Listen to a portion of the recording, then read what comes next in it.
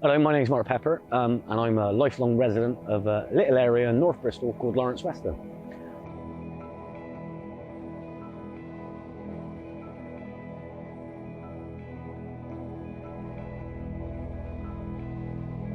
Ambition Lawrence Weston is a charity and registered company set up to deliver the residents' ambitions and aspirations for the area. We were set up in 2012. And we continue to deliver the work that we've been delivering for the last 9-10 years, right up to today.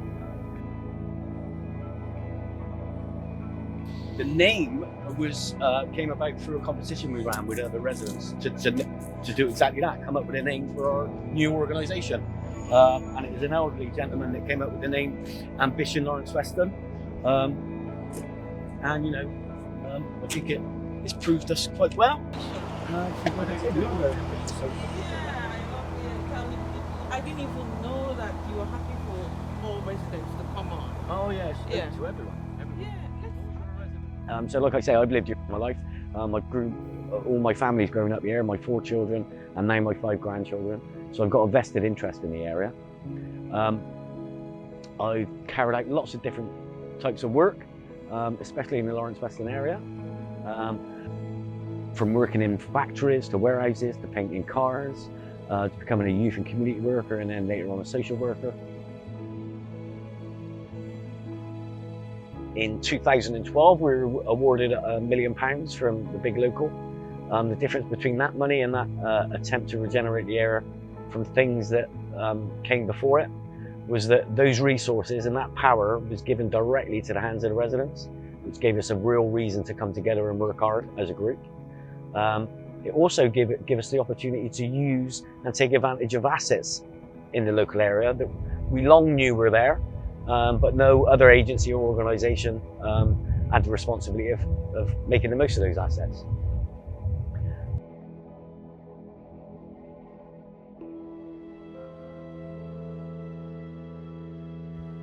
We were a little bit forgotten about, being 6 miles outside of Bristol, or we were at least. We didn't really engage in politics or local democracy. So because we didn't engage, we weren't looked at as an electorate, if that made sense. So the politicians didn't really represent us, and things got worse. Then austerity measures kicked in, and things got really worse. So services were hemorrhaging, facilities were closing. And then the final straw came, I think, when they closed the local college. That had a lot of emotional tie with the local residents. And that's the one thing that motivated residents to come together. What we did initially in 2012 was to think, right, no one's going to help us, so we'll get off our backsides and help ourselves, basically.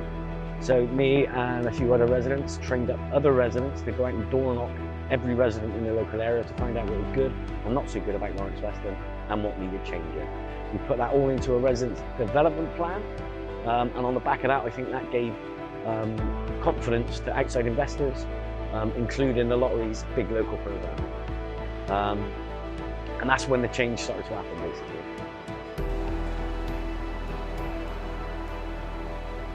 But the biggest thing I think that enables us to do what we're doing is the devolution of power and funds directly into the hands of the residents. Have some trust in communities that they know what's best for themselves and that they can come up with the solutions to solve those problems that we're faced with. Trust and faith in what we're doing really goes a long way. We've got trust off of our residents because we are a local trusted organisation. And we need more devolution, not just at the local authority level, but at, right down to the grassroots level, to us.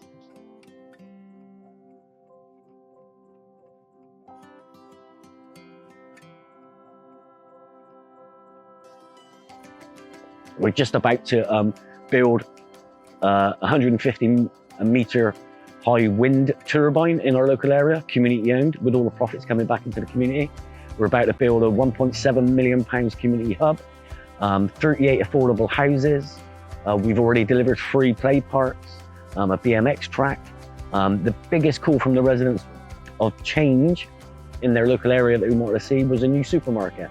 After years and years of being told it couldn't be done, we managed to encourage a leading supermarket to come to the area, which has vastly improved the health and outcomes of our local residents. not only does that keep our costs down to where we make a small surplus now, it also instills a greater sense of community ownership, community responsibility, and the building just looks after itself. It's great. And this can be replicated in every area by using the same strategy. Like I keep saying, put residents in control, let them have the power, let them have the resources to deliver the solutions to their challenges and their problems.